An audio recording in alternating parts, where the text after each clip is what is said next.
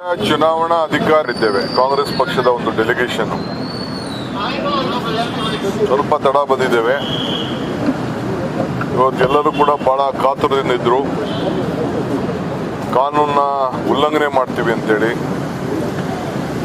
ಮಲ್ಲಿಕಾರ್ಜುನ್ ಖರ್ಗೆ ಸಾಹೇಬರು ಮತ್ತು ರಾಹುಲ್ ಗಾಂಧಿಯವರ ಮುಖಂಡತ್ವದಲ್ಲಿ ಇವತ್ತು ನಾವೆಲ್ಲ ಇಡೀ ದೇಶ ನೋಡುವಂಥ ಒಂದು ಪ್ರತಿಭಟನೆಯನ್ನು ನಾವು ಹಮ್ಮಿಕೊಂಡಿದ್ದು. ಇವತ್ತು ವರಮಹಾಲಕ್ಷ್ಮಿ ಹಬ್ಬ ಇದ್ದು ಕೂಡ ಮತದಾರರ ಹಕ್ಕನ್ನು ಪಡ್ಕೊಳ್ಬೇಕು, ಅನ್ಯಾಯದ ವಿರುದ್ಧ ಹೋರಾಟ ಮಾಡಬೇಕು ಅಂತ ಹೇಳಿ ಇವತ್ತು ಸಾವಿರಾರು ಜನ ಬಂದಿದ್ದನ್ನು ನಿಮ್ಮ ಕ್ಯಾಮ್ರಾಗಳೇ ಸಾಕ್ಷಿಯಾಗಿದೆ. ಸೊ ಎಲ್ಲರೂ ಕೂಡ ಇವತ್ತು ಬಂದು ಭಾಗವಹಿಸಿದವರು, ಟಿ ವಿಲಿ ವಾಚ್ ಮಾಡಿದವರು, ವಿಡಿಯೋಗಳಲ್ಲಿ ವಾಚ್ ಮಾಡಿದವರು, ಸೋಷಿಯಲ್ ಮೀಡಿಯಾ ವಾಚ್ ಮಾಡಿದವರು ಎಲ್ಲರೂ ಕೂಡ ಕಾಂಗ್ರೆಸ್ ಪಕ್ಷದ ಪರವಾಗಿ ನಾನು ಅವರಿಗೆ ಅಭಿನಂದಿಸ್ತೇನೆ.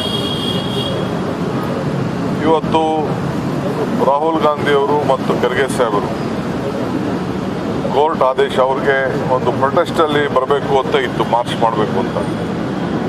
ಕೊನೆಗೆ ನಮ್ಮದೇ ರಾಜ್ಯ ಸರ್ಕಾರ ನಾವೇ ನಮ್ಮ ನಾಯಕರುಗಳನ್ನ ಅರೆಸ್ಟ್ ಮಾಡೋಂಥದ್ದು, ಚೀಫ್ ಮಿನಿಸ್ಟರ್ ಅರೆಸ್ಟ್ ಮಾಡೋದು, ಎಂಬ್ರಾಸ್ಮೆಂಟ್ ಬೇಡ, ಕಾನೂನನ್ನ ನಾವು ಗೌರವ ಕೊಡಬೇಕು ಅನ್ನೋ ದೃಷ್ಟಿಯಿಂದ ಅಲ್ಲಿಂದ ಇಲ್ಲಿಗೆ ಬಂದು ಪ್ರೊಟೆಸ್ಟ್ ಮಾರ್ಚಲ್ಲಿ ಬರೋದನ್ನ ನಾವು ಅದಕ್ಕೆ ಬೇಡ ಅಂತ ಹೇಳಿ ನಾವೇ ಪಕ್ಷದ ವತಿಯಿಂದ ಬಂದು ಟೈಮ್ ತೆಗೆದುಕೊಂಡು ಇಲ್ಲಿಗೆ ಬಂದಿದ್ದೇವೆ. ತಮಗೆಲ್ಲ ಈಗಾಗಲೇ ರಾಹುಲ್ ಗಾಂಧಿ ಅವ್ರನ್ನೇ ತಿಳಿಸಿದ್ದಾರೆ ಯಾವ ರೀತಿ ಅನ್ಯಾಯ ಆಗಿದೆ ಅಂತ. ಇದು ರಾಜ್ಯದ ಉದ್ದಗಲಕ್ಕೂ ಕೂಡ ನಡೆದಿರೋಂಥ ಒಂದು ಅನ್ಯಾಯ. ಆದರೆ ಕೆಲವು ಕ್ಷೇತ್ರ ಮಾತ್ರ ನಾವು ಇದನ್ನು ಸೀಮಿತವಾಗಿ ತೆಗೆದುಕೊಂಡು ರಿಸರ್ಚ್ ಮಾಡಿದ್ದೇವೆ. ನಾವು ಇಡೀ ರಾಜ್ಯದಲ್ಲಿ ನಾವು ಈಗ ಅದೇನು ಕೆಲವು 5-6 ಮೇಜರ್ ಪಾಯಿಂಟ್ ಹೇಳಿದ್ದೇವೆ. ಈ ನಿಟ್ಟಿನಲ್ಲಿ ನೀವು ಇಡೀ ರಾಜ್ಯದಲ್ಲಿ ಮಾಡಬೇಕು ಅನ್ನೋದು ನಮ್ಮದು ಫಸ್ಟ್ ಮನವಿ. ಈಗ ನಾವು ಮಹದೇವಪುರದ ಒಂದು ಸ್ಯಾಂಪಲ್ ಆಗಲಿ, ಗಾಂಧಿನಗರ ಸ್ಯಾಂಪಲ್ ಆಗಲಿ ನಾವಿನ್ನೂ ಕೊಟ್ಟಿಲ್ಲ ಅವ್ರಿಗೆ. ನಿನ್ನೆ ಏನು ಮಾಧ್ಯಮದಲ್ಲಿ ರಾಹುಲ್ ಗಾಂಧಿ ಅವರು ಪ್ರೆಸೆಂಟ್ ಮಾಡಿದ್ರು, ಅದು ಕೆಲವು ಎಕ್ಸಾಂಪಲ್ಸ್ ಇದೆ. ಅದನ್ನು ಇನ್ನೂ ಡೀಟೇಲ್ ತಂದು ಮತ್ತೆ ಅವ್ರಿಗೆ ಕೊಡ್ತೀವಿ. ಈಗ ನಾವು ಅವ್ರಿಗೆ ಇದನ್ನೆಲ್ಲ ಇಂಥ ಪಾಯಿಂಟಲ್ಲಿ ನೀವು ಇಡೀ ರಾಜ್ಯದಲ್ಲಿ ನೀವು ಪರಿಶೀಲನೆ ಮಾಡಬೇಕು, ಎಲ್ಲೆಲ್ಲಿ ಈ ರೀತಿ ಅನ್ಯಾಯ ಆಗಿದೆ ಇದನ್ನು ನೀವು ಕೂಡ ಕಂಡುಹಿಡಿದು ಇದು ಯಾರು ತಪ್ಪಿಸ್ತಿದ್ದಾರೆ, ಯಾವ ರಿಟರ್ನಿಂಗ್ ಆಫೀಸರ್ ಇರ್ಬೋದು, BLO ಇರ್ಬೋದು, ಯಾವುದೇ ಅಧಿಕಾರಿ ಇರ್ಬೋದು, ಕೆಳಗಡೆಯಿಂದ ಮೇಲ್ಗಡೆ ಇರ್ತಾರೆ, ಅವ್ರ ಮೇಲೆ ಸೂಕ್ತವಾದಂಥ ಕ್ರಮ ಕೈಗೊಳ್ಳಬೇಕು ಅಂತೇಳಿ ನಾವು ಹೇಳಿದ್ದೇವೆ. ಆಮೇಲೆ ಎಲ್ಲ ಡಿಜಿಟಲೈಸ್ ಇದೆ. ಒಂದೇ ಹೆಸರನ್ನ 5 ಕಡೆ ಸೇರಿಸುವಂಥದ್ದು, ನಮ್ಮ ಮನೆ ನಂಬರೇ ಇಲ್ಲದೆ ವೋಟ್ ಸೇರಿಸುವಂಥದ್ದು, ಖಾಲಿ ಸೈಟ್ಗಳಲ್ಲಿ ವೋಟ್ ಸೇರಿಸುವಂಥದ್ದು, ಒಂದು ವೋಟ್ ಇಂದ ಈ ವೋಟ್ ಇರೋ ವೋಟ್ನ ತಿರ್ಗಾ ಇನ್ನೊಂದು ಬೂತ್ಗೆ ಶಿಫ್ಟ್ ಮಾಡೋಂಥದ್ದು, ಇವೆಲ್ಲ ಕೂಡ ಅಕ್ರಮ ನಡೆದಿರೋದು ಬೇಕಾದಷ್ಟು ದಾಖಲೆಗಳಿದೆ.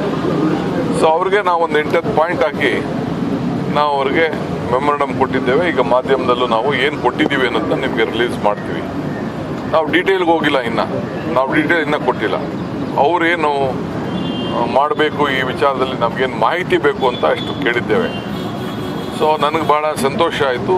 ಈಗ ಹೊಸದಾಗಿ ಮುಖುಮಾರ್ ಬಂದಿದ್ದಾರೆ, ಅವರು ರಿಸರ್ಚ್ ಪ್ರಾರಂಭ ಮಾಡಿದ್ದಾರೆ. ಹೇಳಿದ್ರು ನಾವು ಇದ್ರ ಬಗ್ಗೆ ಆಗಲೇ ನಮ್ಮ ತನಿಖೆ ಪ್ರಾರಂಭ ಮಾಡಿದ್ದೀವಿ ಅಂತ ತಿಳಿಸಿದ್ರು. ಅದು ಭಾಳ ಸ್ವಾಗತಾರ್ಹ. ಸೊ ಅದಕ್ಕೆ ನಾವು ತಿರ್ಗಾ ಡೀಟೇಲ್ ಎಲ್ಲ ಬಂದು ಯಾವ ಕ್ಷೇತ್ರದ ಏನೇನಿದೆ ನಮ್ಗೆ ಇರೋಂಥ ಮಾಹಿತಿ, ಕೆಲವು ಕ್ಷೇತ್ರದಲ್ಲಿ ಏನೇನು ಅನ್ಯಾಯಗಳಾಗ್ತಾ ಇದೆ, ಏನೇನು ಮಾಡ್ಬೋದು, ಮುಂದಕ್ಕೆ ಯಾರ್ಯಾರ ಮೇಲೆ ಕ್ರಮ ಕೈಗೊಳ್ಳಬೇಕಾಗ್ತದೆ ಅನ್ನೋ ವಿಚಾರವನ್ನು ನಾವು ಅವ್ರಿಗೆ ತಿಳಿಸ್ತಾ ಇದ್ದೀವಿ. ಇಡೀ ಇದು ನಮ್ಮದು ಕರ್ನಾಟಕದ ಹೋರಾಟ ಅಲ್ಲ, ಮಹದೇವಪುರದ ಹೋರಾಟ ಅಲ್ಲ. ನಿಮಗೆಲ್ಲ ಒಂದು ಪ್ರಶ್ನೆ, ನಿಮ್ಮದೇ ಸರ್ಕಾರ, ನಿಮ್ಮದೇ ಆಫೀಸರ್ ಕರ್ನಾಟಕ ರಾಜ್ಯದಲ್ಲಿ ಇರ್ಬೋದು, ಎಲ್ಲ ಕಂಟ್ರೋಲ್ ಇವ್ರ ಕೈಲಿ ಇರ್ತದೆ. ಒಂದು ಕಂಪ್ಯೂಟ್ರಲ್ಲಿ ಹೆಸರು ಬಡಿದ್ರೆ, ನನ್ನ ಹೆಸರು ಹಾಕಿದ್ರೆ ಎಷ್ಟು ಕಡೆ DK ಶಿವಕುಮಾರ್ ಹೆಸರಿದೆ ಅಂತ ಗೊತ್ತಾಗ್ತದೆ. ಅಷ್ಟು ಸೌಜನ್ಯರು ಚುನಾವಣಾ ನೋಡ್ಕೊಳ್ತಾ ಇರೋಂಥ ಅಧಿಕಾರಿಗಳಿಗೆ ಇರಬೇಕಾಗ್ತದೆ. ಈ ದೃಷ್ಟಿಯಿಂದ ಇವತ್ತು ನಾವು ಅವ್ರಿಗೆ ಅವರ ಗಮನವನ್ನು ಸೆಳೆದಿದ್ದೇವೆ. ಇಡೀ ದೇಶದ ಉದ್ದಗಲೂ ಕೂಡ ಇದರ ಬಗ್ಗೆ ದೊಡ್ಡ ವ್ಯಾಪಕವಾಗಿ ಚರ್ಚೆ ಅವಶ್ಯಕತೆ ಇದೆ. ಈ ನಿಟ್ಟಿನಲ್ಲಿ ನಮ್ಮ ಪ್ರತಿಭಟನೆಯನ್ನು ವ್ಯಕ್ತಪಡಿಸಿದ್ದೇವೆ. ಮುಂದೊಂದು ದಿನದಲ್ಲಿ ಇದನ್ನು ಮುಂದುವರಿಸ್ತೇವೆ ಅನ್ನೋ ಮಾತನ್ನು ಹೇಳ್ತೇವೆ. ರಾಹುಲ್ ಗಾಂಧಿ ಅಫಿಡೇವಿಟ್ನಲ್ಲಿ ಕೊಡಿ ದೂರ ಅನ್ನೋದು ಆಯ್ತು ಹೇಳಿದ್ರು. ಏನು ಅಫಿಡೇವಿಟ್ ರೀ? ನಾನೇ ಅಫಿಡವಿಟ್ಟು, ರಾಹುಲ್ ಗಾಂಧಿ ಅವರೇ ಅಫಿಡವಿಟ್ಟು. ಏನು ಅಫಿಡವಿಟ್ ಬೇಕು? ಈಗ ಪ್ರಮಾಣ ವಚನ ನಮ್ಗೆ ಏನು ಅಫಿಡವಿಟ್ ತೆಗೆಸ್ಕೊಳ್ತಾ ಇದ್ದಾರೆ? ನಾವು ಎಲೆಕ್ಷನ್ ನಿಂತ್ಕೋಬೇಕಾದ್ರೆ ಮತ್ತೊಂದು ಮಾಡ್ಬೇಕಾದ್ರೆ ಎಲ್ಲ ಅಫಿಡವಿಟ್ ತೆಗೆದುಕೊಳ್ತಾ ಇದ್ದಾರೆ. ಒಬ್ಬ ನಾಯಕರುಗಳು ಮಾತನ್ನ ಇನ್ನೇನು ಬೇಕು ಅಫಿಡವಿಟ್ಟು ಹಾಕಿ ನಮ್ಮನ್ನ ಬೇಕಾದ್ರೆ ಗಲ್ಲಿಗೆ ನಾವೇನಾದ್ರು ಸುಳ್ಳು ಹೇಳಿದ್ರೆ, ತಪ್ಪು ಹೇಳಿದ್ರೆ, ನಿಮ್ಗೇನು ಕಾನೂನಲ್ಲಿ ಶಿಕ್ಷೆ ಇದೆ ಹಾಕಿ, ಯಾರು ಬೇಡ ಅಂತ ಹೇಳ್ತಾರೆ. ನಾವು ಮಾಡಿದ್ದೇನಾದ್ರು ಡಿನೈ ಮಾಡಿದಾರ ಅವರು? ರಾಹುಲ್ ಗಾಂಧಿ ಅವ್ರು ಹೇಳಿದ್ನ ಏನಾದ್ರು ಇವೆರಡು ಸುಳ್ಳು ಅಂತ ಹೇಳಿದಾರಾ? ಅದಕ್ಕೆ ನಾವು ಹೇಳ್ತಾ ಇದೀವಿ, ಅವ್ರ ಅಫಿಡವಿಟ್ ಕೇಳಿದ್ಮೇಲೆ ನಾವು ನಿಮ್ಗೆ ಇನ್ನೂ ಮಾಹಿತಿ ಕೇಳ್ತಾ ಇದೀವಿ. ಅವ್ರಿಗೆ ಕೊಡ್ತೀವಿ, ಅಫಿಡವಿಟ್ ಸಮೇತ ಕೊಡ್ತೀವಿ. ನಾವು ಏನೇ ಮಾಹಿತಿಯನ್ನ ಕೊಟ್ಟಿರ್ಬೇಕಾದ್ರೆ ರೈಟ್ ಟು ಇನ್ಫಾರ್ಮೇಶನ್ ಅಲ್ಲಿ ಅವ್ರ ಹತ್ರ ಇರತ್ರ ಮಾಹಿತಿ ತೆಗೆದುಕೊಂಡಿದ್ದೇವೆ. ನಮ್ಮ ಹತ್ರ ಎಲೆಕ್ಷನ್ ಮಾಹಿತಿ ಅಲ್ಲ ನಮ್ದು. ಈಗ ನಾವು ರೈಟ್ ಇನ್ಫಾರ್ಮೇಶನ್ ಅಲ್ಲೇ ಈ ಮಾಹಿತಿ ತೆಗೆದುಕೊಂಡು ಕಲೆ ಹಾಕಿ ನಾವು ಇವತ್ತು ಮಾಡಿರೋದು. ನಮಗೂ ಒಂದು ದೊಡ್ಡ ಜವಾಬ್ದಾರಿ ಸ್ಥಾನದಲ್ಲಿ ನಾವಿದ್ದೀವಿ. ಅವರು ಕೆಲವು ದಾಖಲೆಗಳನ್ನು ಬಿಡುಗಡೆ ಮಾಡಿದ್ದಾರೆ. ಯಾರು? ಲಿಂಬಾವಳಿ ಅವರು ದಾಖಲೆ ಬಿಡುಗಡೆ. ಚಾಮರಾಜಪೇಟೆಯಲ್ಲೂ ಕೂಡ ಡಬಲ್ ಎಂಟ್ರಿ ಆಗಿದೆ. ವರ್ಣ ಆಗ್ಲಿ, ಚಾಮರಾಜಪೇಟೆ ಆಗ್ಲಿ, ಕನಕಪುರ ಆಗ್ಲಿ,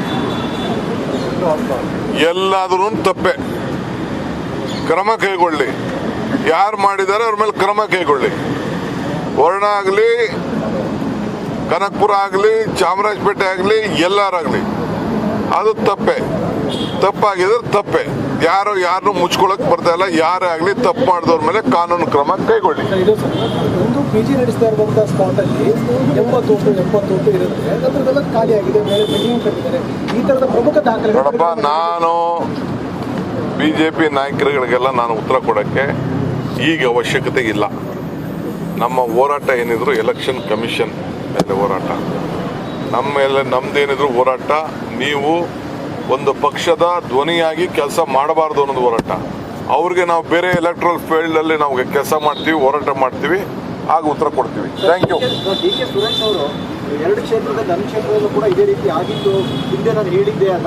ಹಿಂದೆನೆ ಅವರು ಸೆಂಟ್ರಲ್ ಎಲೆಕ್ಷನ್ ಕಮಿಷನ್ಗೆ ಹೋಗಿ ಲೆಟರ್ ಬರೆದು ಕೊಟ್ಟಿದ್ರು. ಆ ದಾಖಲಿನ ಮಾಹಿತಿನೂ ಇಲ್ಲೇ ಇದೆ ನನ್ನ ಹತ್ರ. ಎಲ್ಲ